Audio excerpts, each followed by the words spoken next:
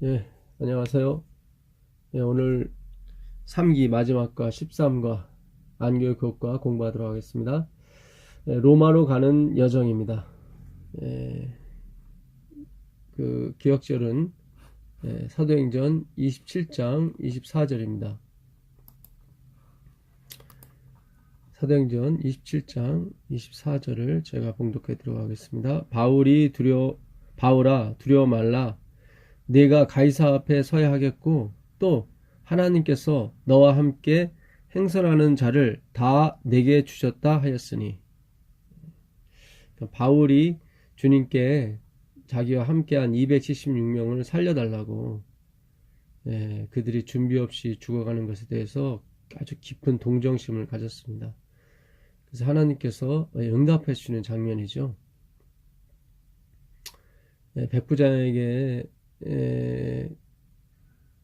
가지 말라고 얘기했는데 백부장이 자기의 말을 듣지 않았죠. 선장과 선주의 말을 들었습니다. 아무래도 선장과 선주가 훨씬 더 이 배에 이 가는 길을 더 잘하는 전문가니까 비록 바울을 존경하고 좋아했지만 백부장이 율리오 백부장이 바울의 말을 듣지 않았습니다. 그래서 결국은 그 배가 파선하는 데까지 이르게 되고 모든 화물과 모든 그 짐들을 다 잃어버리게 됐죠. 그 10절에 보게 되면 여러분이요 내가 보니 이번 행선이 화물과 배만 아니라 우리 생명에도 타격과 많은 손해가 있으리라 하되 백부장이 선장과 선주의 말을 바울의 말보다 더 믿더라. 이 얘기를 적은 이유가 뭘까요? 바울이 신통력이 있다는 것을 알려주기 위해서 이걸 적었을까요? 백부장은 바울의 말을 신뢰하지 않았습니다. 그것은 바로 바울이 성령의 말씀을 따르지 않고 비록 자기의 뜻이 아무리 고상하고 좋을지라도 그가 그 뜻을 쫓아 그 심령에 매어서 예루살렘으로 갔죠. 그래서 결국 바울이 잡히게 되고 햇수로 5년간이나 그가 감옥에 있게 됩니다. 먼저 2년은 예루살렘 가이사랴, 이스라엘 가이사랴에서 2년간 있었고요. 또 2년은 로마에서 또 2년 있었습니다. 나머지 1년은 배 타고 오면서 소비했죠. 그러니까 아까운 시간인데 바울이 1차, 2차, 3차까지 그 선교 여행 기간이 약 10년간입니다. 그러니까 그 10년간 그는 그 갈라디아, 마케도니아, 그 다음에 그 아테네, 아가야에 이르기까지 하나님의 교회를 아주 많이 세웠죠. 그러니까 그 후에 5년간이라고 하는 것은 그에게 또한 특별한 기간이 있을 수 있었을 텐데 그가 그걸 감옥에서 보내고 말았습니다. 그러니까 그러니까 백부장 율리오가 바울의 말을 듣지 않아 결국은 어려움을 겪고 다 살긴 살았지만 배가 파선하고 여러 가지 고난을 겪었죠. 14일간 먹지도 못하고 해, 달, 별도 없는 곳에서 지내가며 했고요. 물론 이제 뭐 하나님께서 도와주셔서 끝까지 로마에까지 가긴 갔습니다. 그러나 어렵게 갔죠. 그러니까 바울도 그걸 봤을 때 자기가 자기의 형편도 그랬던 것을 깨닫게 하시려고 하나님께서 이런 경험을 주시는 거예요. 그러니까 그 바울이 정말 하나님의 은혜의 복음을 전하는 데는 자기의 생명을 조금도 아까운 것을 여기지 않다고 했는데 그 예루살렘 교회의 지도자들의 율법주의적인 그런 압박에 굴복하고 말았죠. 그러니까 예루살렘 총회에서부터 그런 기미가 있었습니다. 예루살렘 총회에서 그 할례 받는 문제로 인해서 총회를 열었는데 결국은 4가지 제안을 했죠. 피를 먹지 말고 피채 먹지 말고 고기를 목매어 죽인 그 짐승을 먹지 말고, 그것도 이제 피채 먹지 말라는 뜻이죠. 그리고 이제 우상에 바친 고기를 먹지 말고 간음하지 말라. 그러니까 마치 이건 다 이게 행해야 되는 거예요. 근데 마치 이것이 구원과 결부된 것처럼 보였단 말이죠. 그러니까 사도행전 21장에서도 그 바울에게 예루살렘 지도자들이 그런 얘기를 해요. 우리가 총회에서도 4가지 율법에 대해서 얘기하지 않았느냐. 그러니까 가서 성전에 가서 율법대로 결례 행식을 행하라. 물론 바울은 그 백성들의 마음을 안심시켜주기 위해서 자기가 전하는 기별을 전하기 위해서 그렇게 형식상 했을지는 모르겠지만 그 당시 예루살렘 교회 지도자들과 많은 교인들 앞에서 그렇게 행함으로 말미암아 그가 전하고자 하는 의도에 미치지 못했습니다. 그러니까 하나님의 은혜의 복음을 전하는데 아주 많은 방해를 받은 거죠. 그러니까 이 하나님의 은혜, 예수 그리스도의 그 십자가의 기별, 그의 피의 공로, 이것에 빗댈 것은 아무것도 없습니다. 그 뜻이 아무리 고상하고 아무리 기가 막힌 계획안일지라도 절대 하나님의 죽음 앞에서는 그것들은 다 사라져야 되는 것입니다. 그러니까 이번 주 안식일 날 교과에서도 그 저자분이 이런 말씀을 하시는데 저는 전적으로 동의합니다. 예루살렘 교회 지도자들의 율법주의적인 압박에 굴복하는 바람에 그는 이탈리아로 가는 항해를 포함하여 거의 5년 동안 구금 상태에 처하게 되었다. 이런 변화는 그의 선교 계획에 심각한 타격을 주었다. 그렇죠. 그는 원래 그 로마서 15장 20절 이하에 보게 되면 이제 더 이상 복음을 전할 곳이 없기 때문에 자기는 로마를 거쳐서 저 복음이 아직 전해지지 않은 그 땅끝 스페인까지 가야겠다. 서바나로 가야겠다. 라고 계획을 세웠거든요. 근데 그 계획에 다 차질이 생겼잖아요. 뭐 때문에? 그 율법주의적인 압박에 굴복하는 바람에. 하나님은 이 은혜의 복음의 한 점, 1.1핵도 우리 인간의 것이 섞이지 않게 되기를 간절히 원하십니다. 그거를 지킨다고 하는 거예요. 사마르, 테레오라는 뜻이 그거예요. take care of예요. 그러니까 상하지 않게 가드, 잘 이렇게 버디가드처럼 잘 보호하는 거예요. 뭐를요? 하나님의 보혈을, 하나님의 죽음을. 여기에 우리가 섞을 수 있는 공로나 가치는 없습니다. 근데 바울이 마치 그렇게 잠깐 섞어도 되는 것처럼 그런 뉘앙스를 풍겼단 말이죠. 그래서 하나님은 거기서 이렇게 꺼내줄 수가 없었어요. 바울이 루스트라에서도 돌 맞아 죽을 뻔했지만 하나님이 극적으로 꺼내주시고, 또 어딥니까? 그 빌립보에서도 그가 감옥에 갇혔지만 하나님이 극적으로 이렇게 꺼내주시잖아요. 물론 여기서도 배 타고 가면서 꺼내주시긴 하셨지만 너무 길었어요. 그리고 구금 상태가 너무 길어요. 그가 물론 불뱀에 물려서 죽을 뻔했지만 하나님도 살려주시고 하는 그런 것도 있지만 전체적으로 그에게 구금만 상태는 너무 힘든 상태였습니다. 그걸 허락하신 이유는 이 저자분도 같은 얘기를 하는 거예요. 여기서 그가 배울 교훈이 있었다는 거죠. 물론 그뿐만 아니라 지금 마지막 시대를 사는 우리 재림교회를 비롯해서 하나님의 백성들에게 주시는 경고 기별이기도 하고, 또한 우리에게 길을 안내해주는 기별이기도 합니다. 절대 섞지 말라는 거예요. 하나님의 복음에 절대 물타기를 하면 안 되는 거예요. 마치 어떤 행위를 함으로, 어떤 것을 지킴으로 말미암아 구원에 이룰 수 있다는 그런 착각을 주지 말라는 거예요.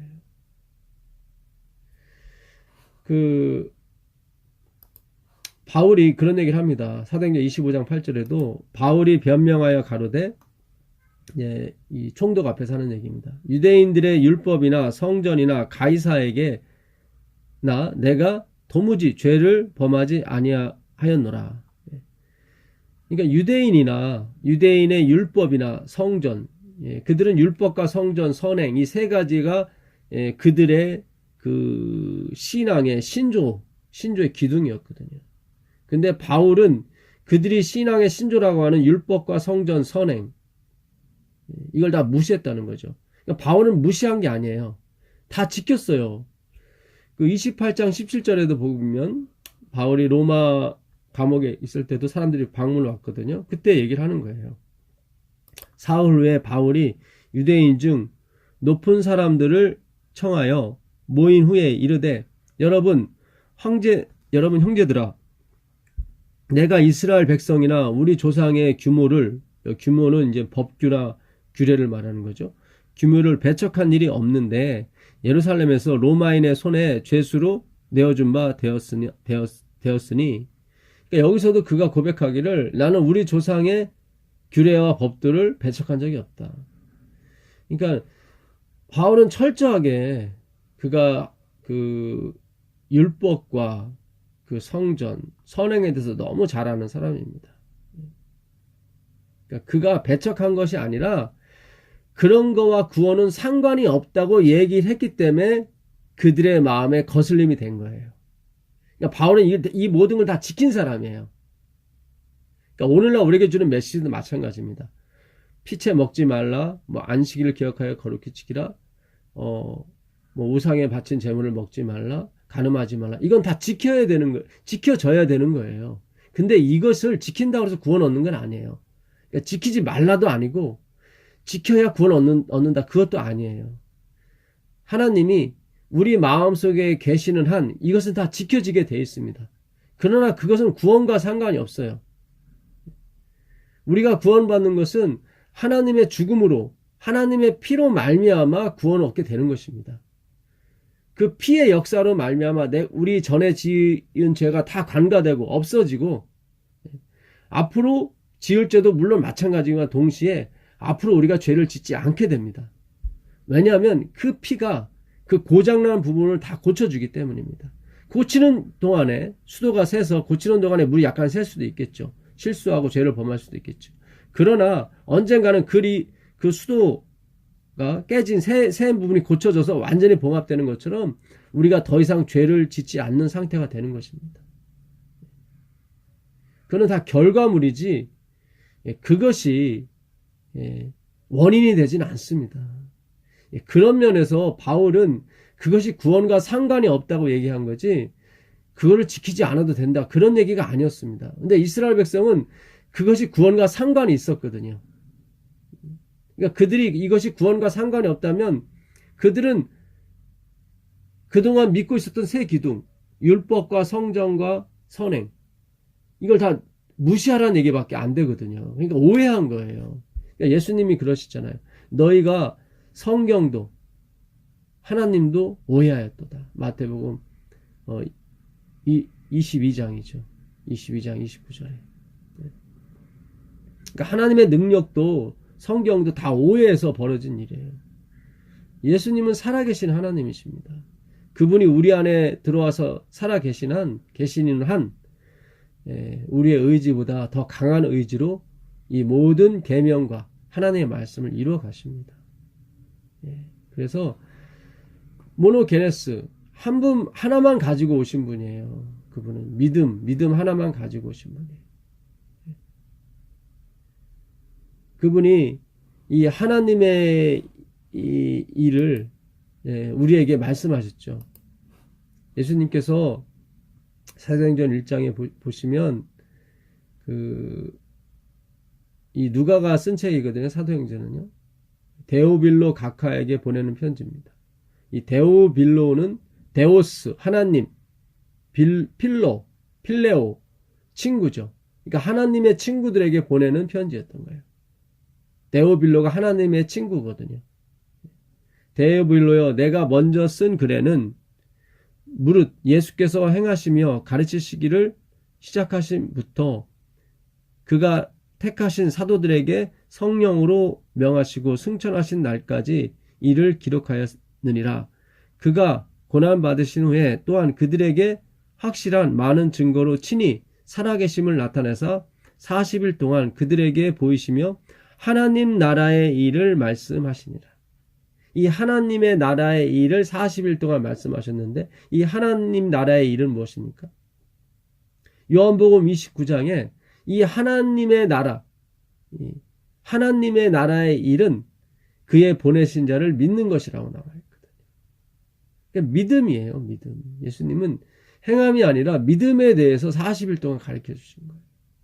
누가복음 24장 25절 44절에도 그들의 눈을, 그들의 마음을 여셔서 이 모세와 선지자의 글에, 그러니까 성경이죠. 그 당시 구약 성경에 나를 가리켜, 예수 그리스도를 가리켜 말씀하신 것을 그들에게 가르쳐 주신 거예요.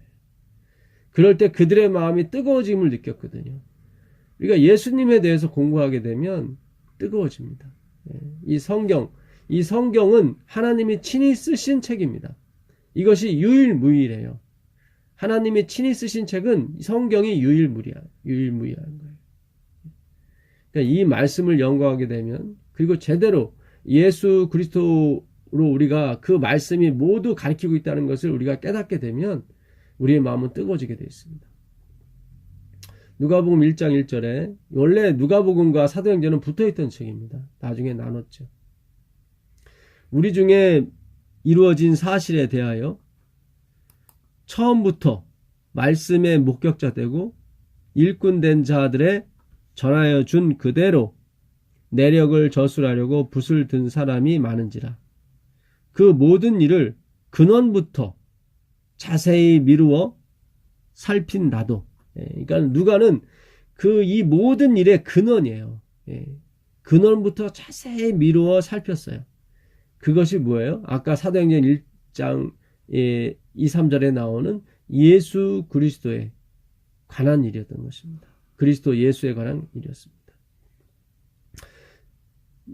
살핀 나도 데오빌로 각하에게 차례대로 써보내는 것이 좋은 줄 알았노니, 그러니까 하나님의 친구들에게 이 글을 써보내는 것이 좋은 줄 알았노니, 이는 각하로 그 배운 바의 확실함을 알게 하려 함이로다. 그러니까 예수님에 대해서 가르쳐주고 보고 듣고 한 모든 것이 정말 확실하다. 그분이 구세주고 그분만으로 우리가 구원을 얻는다는 것을 더 확실하게 해주기 위해서 누가복음과 사도행전에 쓰여진 것입니다. 그러니까 예수 그리스도는 하나님이 우리에게 주신 유일한 선물이며 마지막 선물이며 처음이자 마지막 선물인 것입니다. 그러니까 여기에 다른 것이 들어갈 수가 없는 거예요. 근데 바울이 마치 다른 것이 들어간 양, 의도와 달리 그렇게 보임으로 말미암아 그가 우리의 어떤 걸어가야 될 그런 어떤 그 잘못, 어떻게 보면 이 실수한 것에 대한 상징이 될 수 있는 것입니다. 우리는 그런 실수하지 말라는 거죠. 우리는.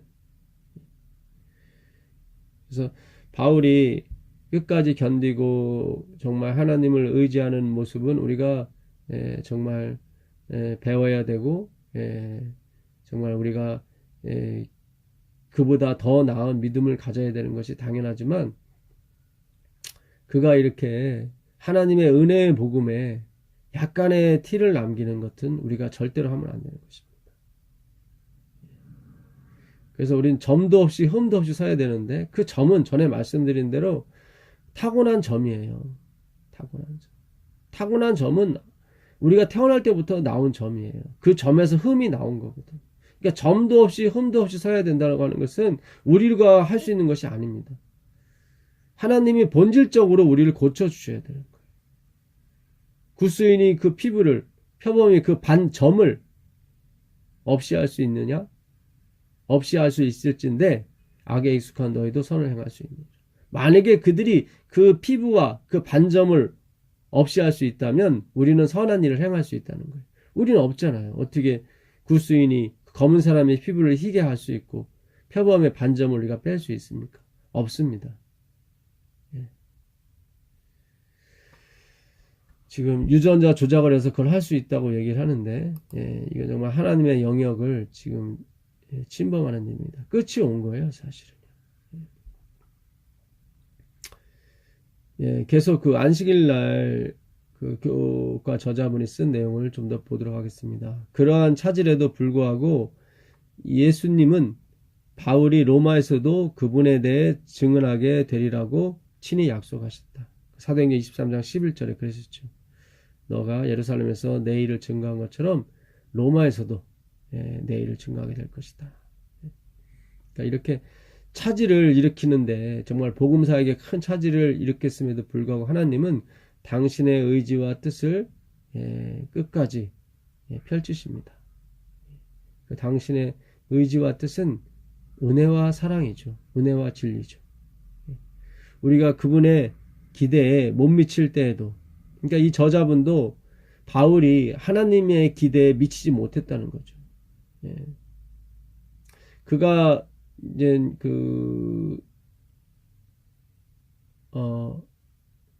멜리데 섬에 다다랐을 때 불뱀을 물려서 죽을 뻔했지만 아무런 그런 게 없었잖아요. 거기서 그 추장한테 아주 3개월 동안 극진한 대접을 받고 그 추장의 그 부친인가요?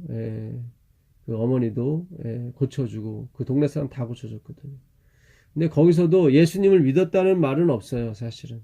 그를 신이라고 했고 이렇게 그런 이렇게 부른 구절은 있었는데, 심지어 그와 동행한 그 죄수들과 백부장도 예수님을 믿었다는 얘기는 없습니다. 그러니까 바울이 5년 동안 옥에 있으면서 여기서 봤을 때 사실상 구원받은 사람은 거의 없었습니다. 그러니까 이것만 봐도 바울이 예루살렘에 간 거, 그 구제 헌금을 갖다 주는 일은 하나님의 뜻은 아니었던 것 같습니다. 그러니까 그 헌금은 다른 사람 편에 보내도 되는 거였거든요. 굳이 바울이 가려고 했던 것은 자기 자신도 확인받아야 될 것이 있었던 것 같습니다. 근데 그 확인은 하나님께 미뤄야 되는 것이지, 하나님이 확인을 해줘야 되는 거지 자기가 확인하는 것이 아니거든요.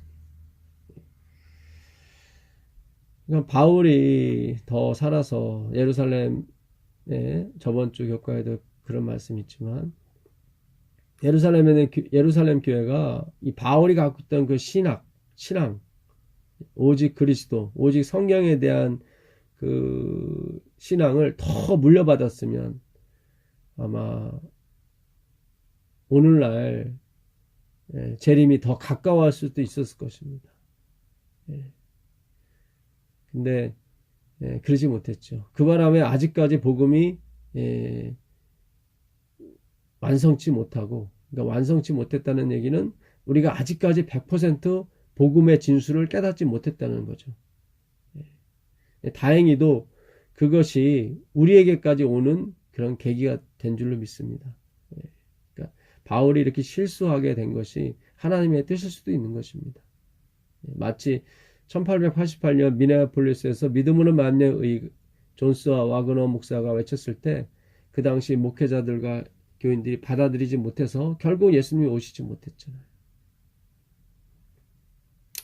이번 주 교과 그 금요일 날에 예언의실에도 보게 되면 우리가 이 복음을 국내를 비롯해서 정말 이 복음을 전하게 되면 하나님은 반드시 오신다는 거예요. 근데 거기에 뭐가 섞여서는 안 되는 것입니다. 어떤 행위도 그 행위가 성전 안에서 일어나는 행위고 우리가 가장 존경하고 가장 거룩하다는 곳에서 벌어지는 일이라 할지라도 예수님의 십자가의 공로에 버금할 수가 없는 것입니다. 나머지는 다 예수님의 죽음의 다 형상일 뿐이에요. 그림자일 뿐인 것입니다. 우리는 하나님의 계명과 율법과 규례를 다 지키게 될 것입니다. 그러나 그걸 지켜야 구원 얻는 것이 아닙니다. 구원은 이미 우리에게 주어진 것입니다. 그래서 우리를 빚진 자라고 하는 것입니다. 이미 구원이 주어졌기 때문에. 빚이라는 것은 내가 아무것도 행하지 않았는데 나에게 준 것이 빚이에요. 그걸 빚이라고 그래요. 내가 뭔가 대가를 지불했으면 그건 빚은 아니에요.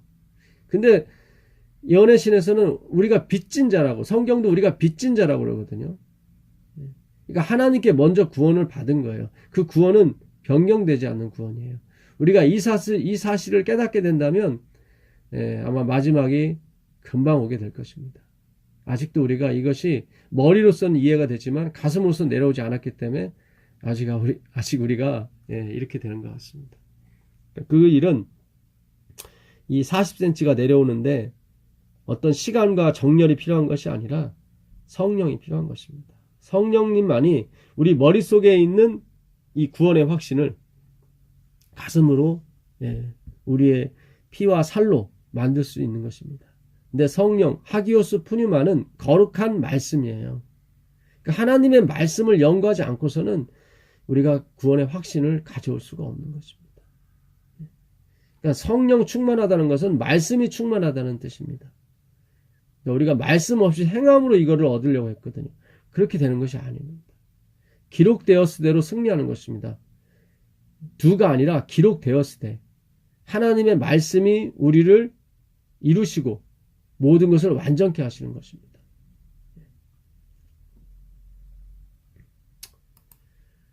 우리가 그분의 기대에 못 미칠 때에도 하나님은 우리에게 다시 기회를 주신다.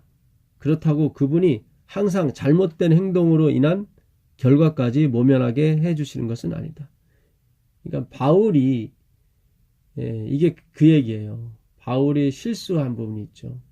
율법주의적 압박에 굴복이 돼서 그가 율법주의적 행동을 했단 말이죠. 그 잘못된 행동으로 인한 결과까지 모면하게 해주진 않는다는 얘기죠. 바울이 그렇게 가지 말라고 했는데 백부장이 듣지 않은 것처럼 성령께서 가지 말라고 했는데 바울이 갔잖아요. 그래서 파선했잖아요. 잡혔잖아요. 그러나 하나님이 다시 기회를 주셨죠. 너가 로마에 가서도 내 일을 해야 된다. 그렇다고 그분이 항상 잘못된 행동으로 인한 결과까지 모면하게 해주지는 않는다는 거죠. 그를 편하게 로마까지 가게는 하지 않으셨다는 얘기죠. 바울로 하여금 어떤 고난을 통해서 깨닫는 면도 필요하지만 이 마지막을 사는 후대 사람들에게 주시는 경고의 메시지인 거죠. 절대로 섞어서는 안 된다. 복음에 어떤 것도 섞어서는 안 된다. 안타깝게도 지금 우리 교회는 조금이 아니라 많이 섞인 이 복음들이 돌아다니고 있습니다. 근데 우리가 그걸 몰라요. 잘 몰라요. 마치 예루살렘 총회에서 그렇게 나온 결과처럼 혹은 바울에게 야고보와 그 지도자들이 율법주의적 압박을 해오는 것을 당연시 여기는 것처럼 오늘날 우리의 교회에도 선행과 율법과 성전을 은연중에 구원의 기초에 포함이 되는 것처럼 주장하고 설교하는 것들이 횡행하고 있습니다. 성령께서 함께 하신다는 것은 구별하는 능력을 주시는 거거든요. 어차피 이 대쟁투는 믿는 사람끼리의 싸움인 것입니다. 그들도 하나님의 성경을 가지고 있거든. 이를 지키는 사람들도 다 하나님의 뜻대로 한다는 것입니다. 우리가 자다가 깰 때가 된 것 같습니다. 다 졸며 잘새. 그러나 등불과 함께 기름을 가진 사람, 기름을 가진 사람들은 계속 그 불빛을 밝힐 수 있거든요. 그 등불은 말씀의 등불인 것입니다. 기름은 성령, 거룩한 말씀이고요. 계속 하나님으로부터 말씀을 받는 사람들이죠. 그 사람들은 비록 졸며 잘지라도 그가 깨어났을 때 다시 일할 수 있는 것입니다. 마치 바울이 다시 일한 것처럼. 바울이 로마에는 갔지만 바라던 대로 스페인까지 다녀왔는지는 성경에 증거가 없다. 로마에서의 1차 투옥으로부터 석방된 후에 그는 다시 체포되어 기원 후 67년 네로 치하에서 순교를 당한다. 64세에 그가 순교당했다는 말도 있고요. 67세도 있는데 67세가 맞는 것 같기도 합니다. 그가 58년에 잡혀서 2년간 가이사랴에 있었고요. 1년 동안 로마로 갔고요. 또 그 사도행전 28장 30절에 보게 되면 2해 만 2년을 감옥에 있다. 물론 이제 개인 가택 감옥이었죠. 군사 한 명이 지키는 좀 자유로웠습니다. 그러나 그의 손에는 여전히 수갑, 쇠사슬이 묶여 있었죠. 그러니까 그렇게 자유롭지는 않았습니다. 더 5년 동안 그가 감옥에 있다가 잠시 풀려났습니다. 그때 서바나 그 스페인으로 갔는지 안 갔는지는 모릅니다. 그리고 얼마 안 있다 다시 체포되고 결국 네로 치하에서 그가 단두대 처형을 받게 됩니다. 그 일요일날 복음전도 199페이지에 보게 되면 교인들은 반석 위에 집을 짓고 있는가? 폭풍은 다가오고 있으며 그 폭풍은 각자가 어떠한 종류의 믿음을 가졌는지 시험할 것이다. 어떠한 믿음을 가졌는지, 섞인 믿음을 가졌는지, 이 피스티오, 정말 믿음이 된 자, 밀고 들어오시는 하나님을 정말 믿는가? 그리고 밀고 나가시는 하나님을 믿는가? 거기에 우리의 어떤 것도 포함이 돼서는 안 됩니다. 이걸 잘못 이해하시는 분은 늘 게을러도 된다는 생각을 가지실 것이고, 제대로 이해하시는 분들은 모든 것이 하나님에 의해서 움직이게 되고, 모든 것이 나는 도구가 되며 그 도구에 쓰여진 바 된 것에서 감사할 줄 알 것입니다. 어떠한 종류의 믿음을 가졌는지 시험할 것이다. 신자들은 그리스도 안에 굳게 뿌리가 박혀야 한다.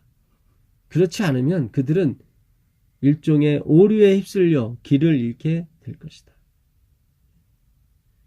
막 다른 데서 그 섞인 복음을 가진 사람들이 예배를 드리는데 기적이 일어나고 그러면 다 거기 몰리게 되는 거예요.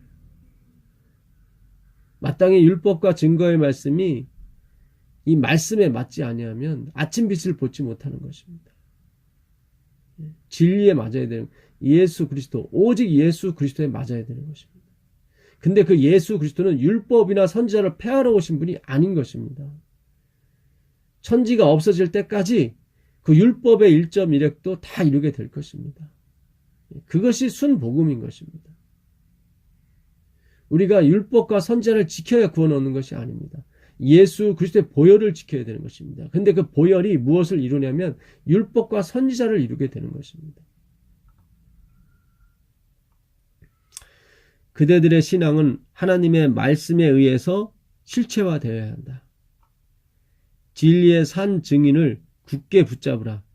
그리스도를 개인의 구주로 믿는 믿음을 가지라.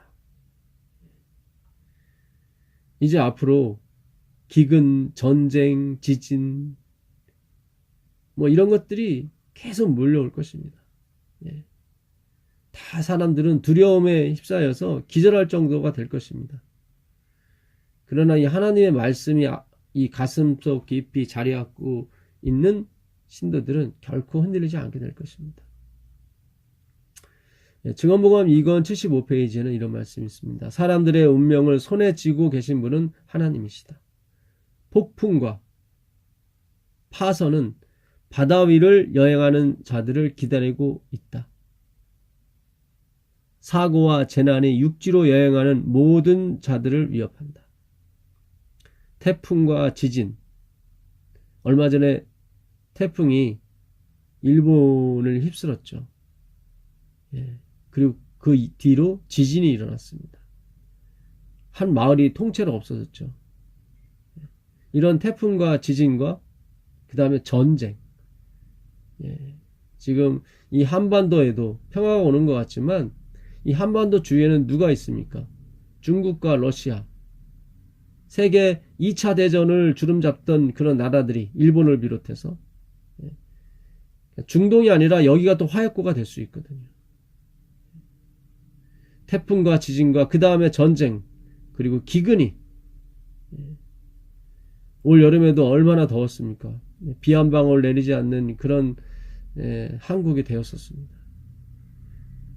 100여 년 만에 이런 일은 처음이었거든요.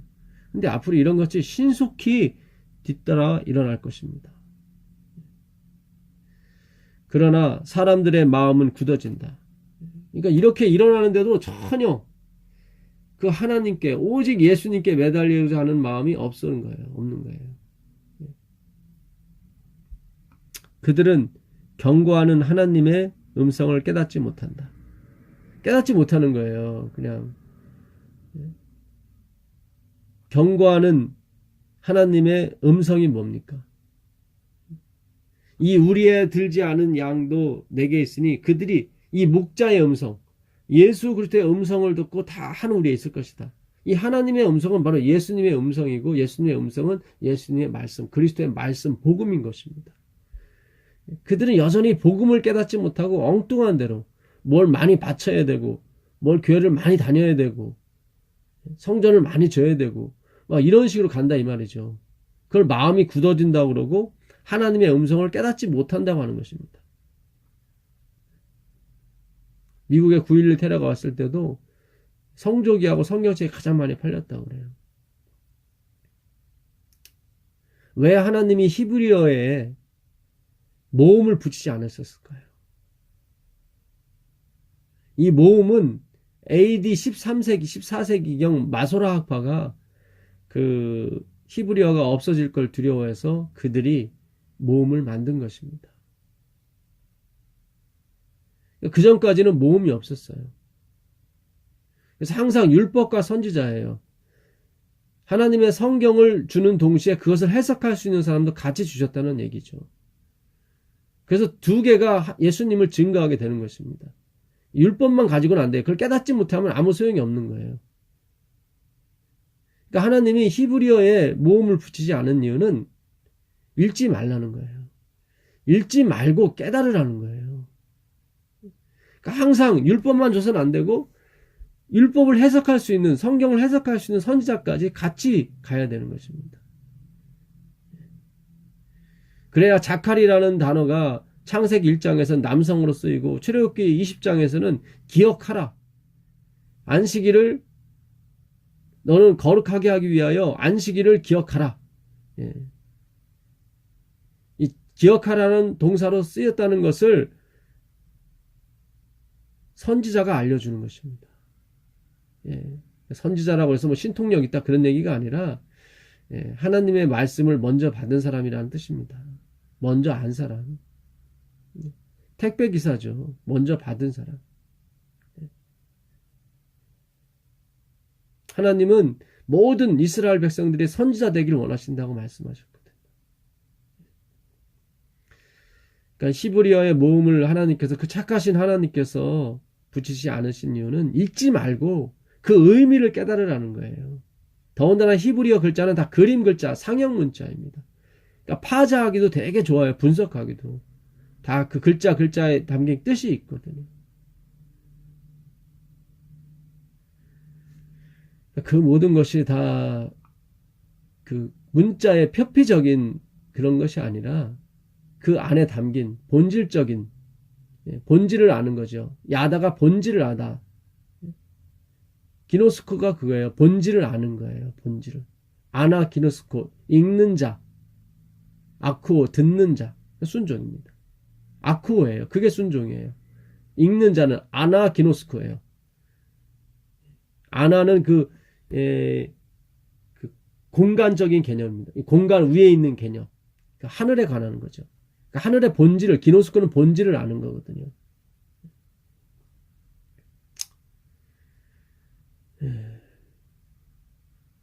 그들은 몰려오는 폭풍을 피할 수 있는 유일의 피난처로 피해가지 않을 것이다. 증언복음 2권 75페이지. 그러니까 그 깨닫지 못하는 하나님의 음성을 깨닫지 못하는 사람들은 그 몰려오는 폭풍에 어디 가면 식량이 있대, 어디 가면 안전하대, 그리고 정신없이 다니지 유일한 피난처이신 그리스도께는 오지 않는다는 거죠. 말씀에는 오지 않아요. 그들이 지금 편안하다 안전할 때 말씀을 공부해야지 막 폭풍 일고 전쟁이 일어나고 그런데 공부가 되겠습니까? 지금 하셔야 되는 것입니다. 지금 시간이 있을 때 하셔야 돼요. 나중에는 예수님께 올 수가 없어요. 그 말씀 가운데로 올 수가 없어요. 여기 분명히 증언복음 2권 75페이지에 그들은 하나님의 음성을 깨닫지 못하는 사람들은 유일한 피난처로 피해갈 수가 없대요. 피해가지 않는데요. 그렇지 않겠습니까? 먹을 것이 하나도 없는데, 열 나흘 굶었는데 무슨 정신이 있겠습니까? 폭풍이 막 일어나는데 그들 앞에서 설교를 할 수 있겠습니까? 정신이 하나도 없는데요. 거기서 말씀 공부를 할 수 있겠습니까? 못합니다.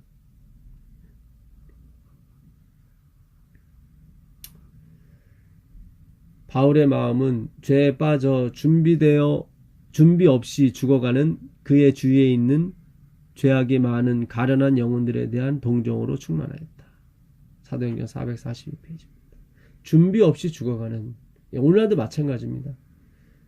하나님의 말씀의 진리를 깨닫지 못하고 멸망해 가는 오늘날 그리스도인을 볼 때 우리의 마음이 정말 착잡합니다. 목요일날 가르푸문 기별 1권 195페이지. 우리들이 복음의 축복을 전하는 통로가 되고 세상 사람들에게 흘려보낼 생명의 흐름이 되는 것을 막아버리는 마귀를 그냥 내버려 두어서 될 것입니까? 이 복음을 막아쓰고 있는 그 마귀들을 그냥 내버려 둘 거냐고 지금 엘렌 화이트이 얘기하는 것입니다. 모든 사람들은 걸기하여 기회를 얻을 때마다, 걸기하래요. 기회를 얻을 때마다 활동해야 할 것입니다. 모든 일꾼들을 때를 얻든지 못 얻든지 말씀을 가르칠 것이며 선행을 위한 격려와 힘을 얻기 위하여 그리스도를 바라봐야 합니다. 이거는 저에게 하시는 말씀 같아요. 하도 듣는 사람이 없으니까 이걸 과연 계속 이걸 해야 되나 말아야 되나 그런 고민이 있었는데, 때를 얻든지 못 얻든지 이 말씀을 가르치는 일을 쉬지 말라고 하시는 말씀 같아요. 금요일날 사도행전 111페이지입니다. 하나님의 교회의 교인들이 복음 사명을 성취하기 위하여 국내외에 필요한 분야에 들어가 그들에게 맡겨진 일을 할 때에 온 세계는 오래지 아니하여 경고를 받게 될 것이고 주 예수께서는 능력과 큰 영광으로 이 땅에 재림하시게 될 것이다. 그렇습니다. 국내에 필요한 분야에 들어가 그들에게 맡겨진 일, 이것이 뭘까요? 그것은 복음 사명입니다. 복음. 굿뉴스죠. 하나님의 교회의 교인들이 복음 사명을 성취하기 위해. 복음 사명. 이 복음은 하나님의 의인 것입니다. 그 하나님의 의는 하나님의 죽음으로 얻어진 것입니다. 근데 그 하나님의 의가 결국 열매를 맺게 되어 있습니다. 그래서 계명을 다 지키게 되어 있습니다. 아니, 계명을 다 지킬 수 있는 능력을 우리 유전자에 다시 심어주시는 작업을 예수님이 하시는 것입니다. 그러니까 계명이 폐허지거나 율법이 폐허진 것이 아닙니다. 우리가 또 오해하지 말 것은 그 문자적인 지킴이 아니라 율법에 더 중한 바 의와 인과 신이죠. 율법에 더 중한 바는 무엇입니까? 바로 예수 그리스도의 의고 그분의 인이고 그분의 믿음, 신인 것입니다.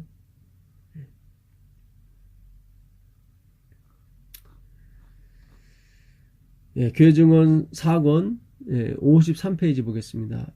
영혼을 구원하는 것은 그리스도를 믿노라고 공언하는 모든 사람의 필생의 사업이 되어야 한다. 우리는 우리에게 주어진 하나님의 은혜, 그렇죠?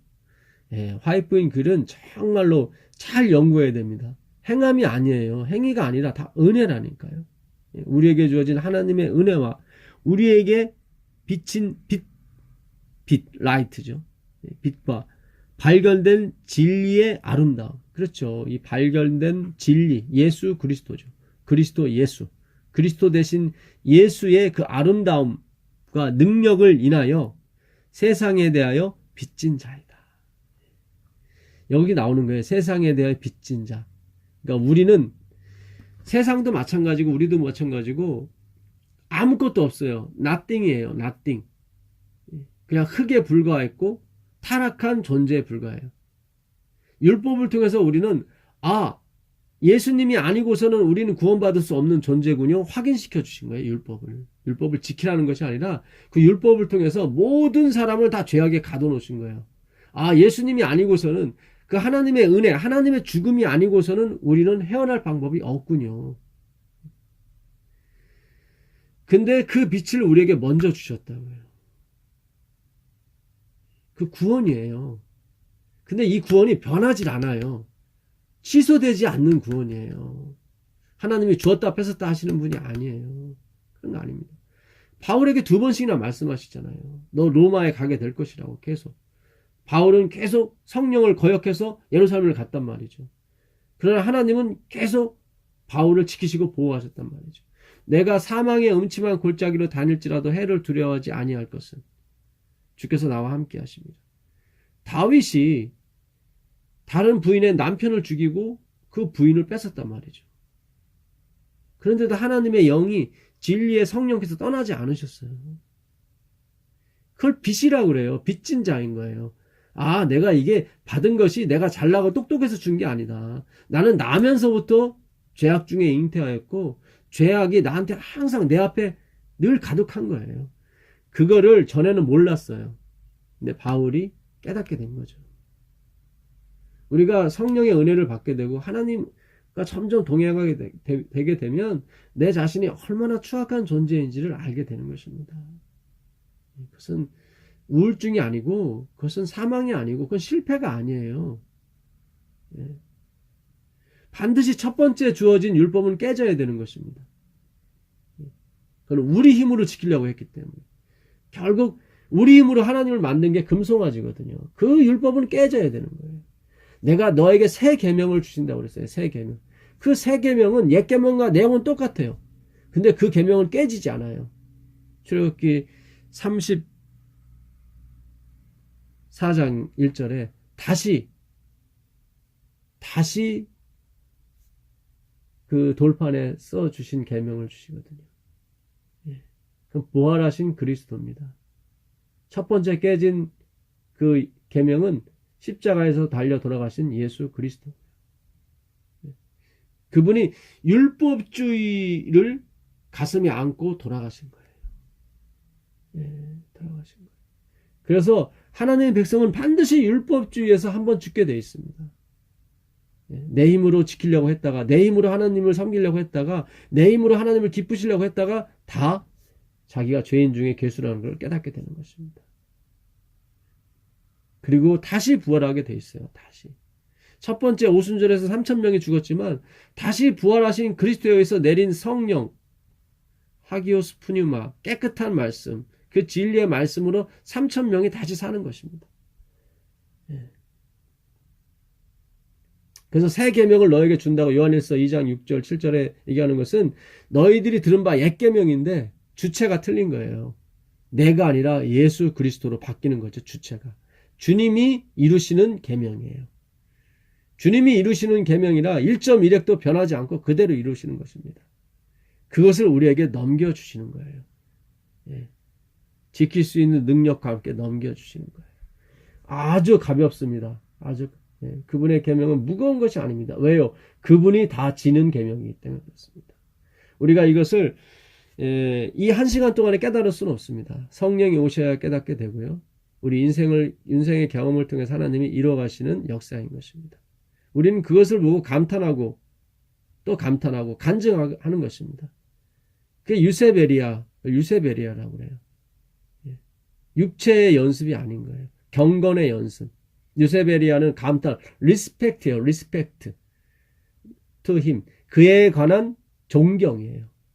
그가 이루신 일을 보고 그가 개입하신 일, 그의 섭리를 보고 우리 입이 딱 벌어진 상태. 그거를 경건의 연습, 유세베리라고 하는 것입니다. 육체의 연습을 하지 마세요. 육체의 연습은 이 땅에서만 조금 유익이 있어요. 그러나 경건의 연습은 이 땅과 아울러 내세에 우리에게 유익이 있는 것입니다. 여러분, 하나님 말씀 속에 있는 진리를 깨달으세요. 예, 그것은 오직 하나님만이 하실 수 있는 일입니다. 성경을 연구하십시오. 예, 여러분의 인생이 변하게 될 것이고 여러분의 삶이 변하게 될 것입니다. 하나님의 약속을 보게 될 것이고 하나님을 체험하게 될 것입니다. 놀라우신 은혜가 함께 하시길 바라면서 오늘 13과 이번 기 마지막과 마치도록 하겠습니다. 하늘에 계신 아버지 하나님 감사합니다. 사도행전을 통해서 역사하신 주님의 자비와 그 은혜를 우리가 보았습니다. 이 마지막 세대를 사는 우리에게 주시는 기별이 확장되었습니다. 주님, 하나님은 우리가 주님의 은혜와 사랑 속에서 이 복음을 맞춰지길 원하고 있습니다. 그것은 오직 복음, 오직 예수, 오직 그리스도였습니다. 여기에 어떤 것도 섞이지 않게 잘 지켜나갈 수 있도록 주님 도와주시옵소서. 우리의 눈에 분별하는 영을 허락하시사 진패를 의패와 두지 아니하고 진패만을 가릴 수 있는 능력을 허락해 주시옵소서. 예수 그리스도의 이름으로 기도합니다. 아멘.